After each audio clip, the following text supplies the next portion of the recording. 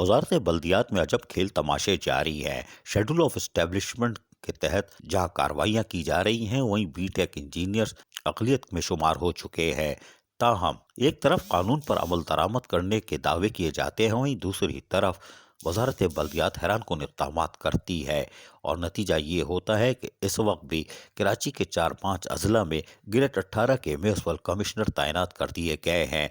ضلع شرقی، waste central اور Malir T M Cs کے چارج 18 گریڈ کے میونسپل کمشنر کے حوالے کیے گئے ہیں، جو کہ حیران کن ہے۔ افسران کی کمی یقیناً نہیں ہے۔ تاہم local government anti privatization committee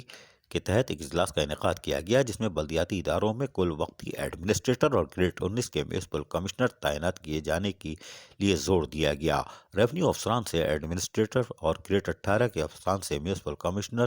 کے چارج واپس لینے کا بھی مطالبہ کیا گیا۔ بلدیاتی اداروں اور ان کے ملازمین کے تحفظ کے لیے کام کرنے والے سید ذوالفقار شاہ نے کہا کہ دورے چارج کے حامل ریونیو افسران کی ملک بھر میں ایڈمنسٹریٹر کی حیثیت سے تعیناتی سے بلدیاتی اداروں میں انتظامی بحران پیدا ہو رہا ہے، جبکہ شیڈول آف اسٹیبلشمنٹ اور سپریم کورٹ کے احکامات کے تحت میونسپل کارپوریشن میں گریڈ 19 کے ایس یو جی کے ایڈمن برانچ کے افسران کی بحیثیت میونسپل کمشنر تعیناتی کی جائے، لیکن کراچی جیسے بین الاقوامی شہر کے 4 municipal corporation east, west, central اور ملیر میں گریڈ 18 کے افسران کو تعینات کر کے عدالتی احکامات کی توہین کی گئی ہے۔ اس سلسلے میں سجن یونین کی جانب سے 2016 میں سندھ ہائی کورٹ میں دائر آئینی